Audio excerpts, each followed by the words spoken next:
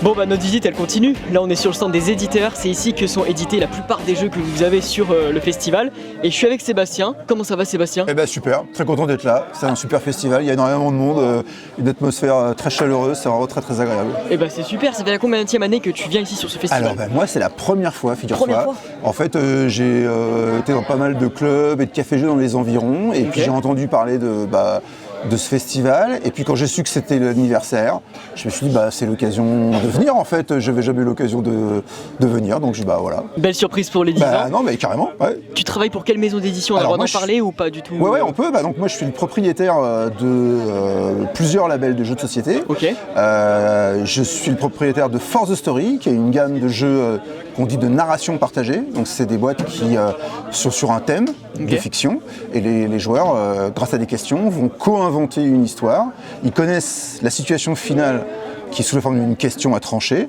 mais ils sont bien incapables de dire à l'avance comment la fiction va évoluer, est-ce que des amitiés vont se nouer, est-ce que des rivalités vont apparaître, est-ce que des querelles vont changer les opinions. Et donc l'histoire va se dérouler par le jeu de la conversation. Et après, un autre label qui s'appelle le Brave Lion Games et qui lui est plutôt spécialisé dans des jeux qu'on qualifie d'initiés ou d'experts, dans le sens où les mécaniques sont un peu sophistiquées ou un peu nombreuses et qui ont une particularité, c'est d'avoir ce qu'on appelle des interactions fortes. C'est-à-dire que les gens susceptibles ne sont pas les bienvenus. Ok, ah oui, ça, le message est clair au moins. C'est ça. Comment ça se passe quand on édite un jeu, en fait, concrètement? C'est quoi les différentes étapes pour éditer un jeu de A à Z? Est-ce que c'est toi qui crées ton jeu et après tu vas l'éditer toi-même? Ou est-ce que tu prends des idées des gens? T'as des gens qui créent des jeux eux-mêmes et qui les s'auto-publient, c'est sûr. Okay. Non, moi j'ai une vraie passion pour la création et pour les créateurs. J'arpente les festivals, les cafés-jeux, et je suis rarement en fait en tant qu'exposant. Je suis plutôt du genre à m'installer à des tables où il y a des amateurs qui ont créé quelque chose, qui le partagent, pour discuter avec eux par goût de la nouveauté, de la curiosité de la création. Et puis de temps en temps, vous tombez sur une idée où vous vous dites mais c'est fou ça en fait. Est-ce que moi je suis en capacité de le faire? Donc on discute. On propose à l'auteur un contrat, comme on le ferait pour une œuvre littéraire ou un film. Donc on acquiert les droits de transformation de son idée en produit. Et puis on mobilise ses compétences et ses fournisseurs pour l'incarner. Donc des illustrateurs, des graphistes. On en discute avec notre distributeur, qui est un agent très important, parce que lui il est en relation avec tous les magasins. Donc il y a aussi une analyse qui est plus affinée. Et puis on décide ensemble à quelle quantité on tire, à quel positionnement prix on peut se mettre entre les frais engagés et ce que le marché est prêt à accepter. Puis après, c'est l'aventure et le public décide. Oui, c'est ce que j'ai envie de dire.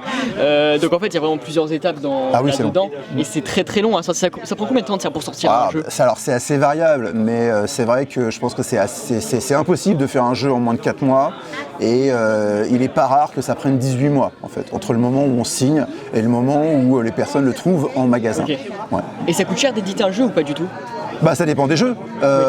Tu vois, tu fais un jeu de cartes comme Revolt, en fait, alors, la carte à jouer c'est assez onéreux par rapport à d'autres techniques d'impression, mais il est bien évident qu'un jeu comme ça, c'est bien moins onéreux que si j'avais une boîte de 30 cm de côté, 10 cm de haut, qui pèse 4 kg, dans lequel tu as du carton, du bois, des cartes, c'est des dés, donc c'est très très variable. Aujourd'hui, sur le marché du jeu de société, tu vas trouver des jeux qui sont à 8-10 euros, qui vont être un simple paquet de cartes, et ça peut monter à des boîtes énormes avec des jeux qui durent 6 heures, où tu peux en avoir pour 200 ou 300 euros, quoi. Donc il y a vraiment de tout. De tout dans les gammes de prix, de tout dans les univers, de tout dans les gameplays et donc dans les appétences en fait. Il y a des gens qui aiment le bluff, il y a des gens qui aiment la plplanification, la stratégie. Il y a des gens qui aiment la stratégie, il y a des gens qui sont fous de hasard, et puis tu as tous ceux qui détestent tout ce que je viens d'énumérer, et il faut qu'on trouve un jeu pour jouer ensemble. Donc il faut qu'on se mette d'accord. Le but c'est de s'adapter à tout type de client, c'est ça? Surtout Alors en tant qu'éditeur, tu peux avoir ça, ou tu peux te dire non en fait, moi j'ai compris que j'avais une appétence et une force sur la fiction, Et sur ces jeux de narration partagée, beaucoup de gens y ont essayé. Et je dois être le seul en fait qui a réussi à être entre le jeu de rôle et le jeu de société, c'est-à-dire d'avoir le plaisir d'inventer des histoires par la conversation, comme dans le jeu de rôle, mais avoir la même accessibilité que le jeu de société, c'est-à-dire au bout de 3 minutes, tac, on joue, et tout le monde comprend de quoi il s'agit, et il n'y a pas de prérequis, de grosses lectures ou de beaucoup de règles à apprendre, beaucoup plus instantané. Et ce faisant, je fais partie des petits succès du monde du jeu de société, mais des gros succès du jeu de rôle en fait, parce que mon audience est plus large. Donc il faut savoir trouver ce qu'on sait faire. Le juste milieu. Non, mais vraiment ce qu'on sait faire. Ouais. C'est-à-dire que avant d'être un éditeur, tu es un joueur. Et il y a des jeux que toi tu aimes, et il y a des jeux dans lesquels tu es très fort.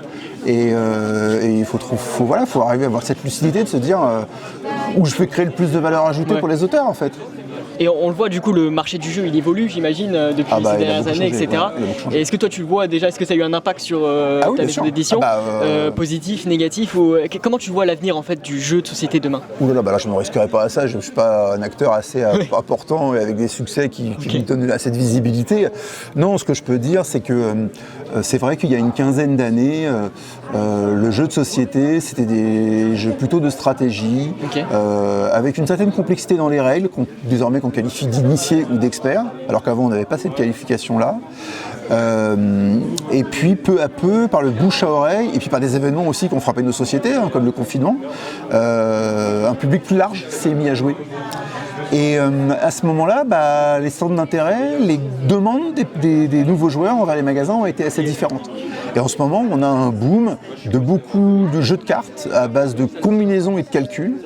Skyjo, Décal, j'en oublie, mais il y en a beaucoup d'autres chez mes concurrents qui font vraiment un tabac, qui sont extrêmement populaires. Il y a aussi des dispositifs humoristiques, je pense qu'à la collection Monique, Nicole, Bernard, qui fait vraiment un très très gros carton et qui succède à Cards Against Humanity,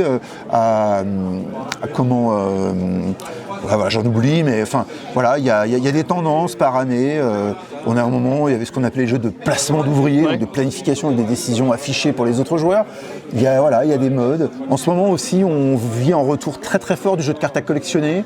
Donc ça, c'est à peu près tous les 10-12 ans. Tu as un moment où ça devient très très fort, jusqu'au moment où ces jeux-là font la série mode des Pokémon peut-être aussi. Alors pas que, parce que je pense qu'aujourd'hui, vraiment, Yu-Gi-Oh!, Pokémon, Magic, Alfred qui a créé la surprise il y a quelques mois de ça, même sur Disney, Lorcana.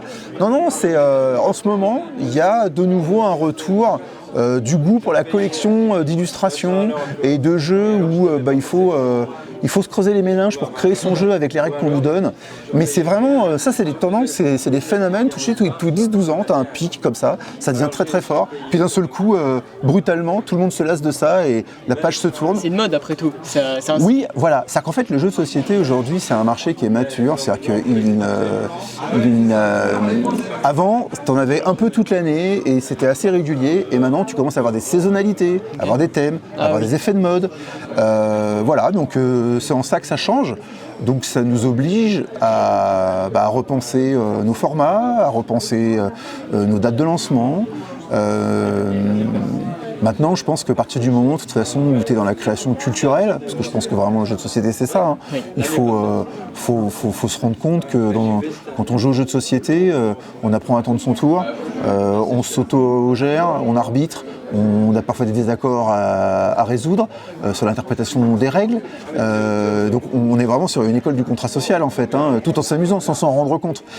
Donc je pense que dans tout ce qui est production culturelle, il y a aussi une dimension forte illustrée, donc avec des partis pris artistiques, il ne faut pas s'endormir sur ses lauriers, il faut se remettre en cause, il faut innover, mais il ne faut pas non plus tourner le dos aux gens qui ont fait vos succès. Donc il y a un équilibre à trouver qui n'est pas toujours facile, mais qui fait que ce métier est passionnant, tout simplement. Écoute, merci beaucoup Sébastien, c'était super intéressant. Franchement, c'est super. Où est-ce qu'on peut te retrouver? Force the Story a un Facebook, on a un site internet, forcethestory.fr. BraveLyonGames.com est en ligne depuis quelques temps, avec un Facebook depuis quelques jours, parce que c'est notre premier jeu sur ce label. Et puis en ce moment, je lance un jeu de rôle qui s'appelle Arcanval et qui est en précommande participative tout le mois de juin sur Game on Tabletop, avec une douzaine d'illustrateurs, des cartographes de talent. J'ai la chance d'avoir quelqu'un qui a créé la collection de cartes illustrées chez Brajlon, et il a illustré les mondes de Conan, de Draenei, de la Roue du Temps, enfin voilà, et donc là il nous a fait le plaisir de faire notre carte, et c'est un projet artistique vraiment passionnant, magnifique. Voilà, donc pour les infos. Eh ben écoute, incroyable, merci beaucoup.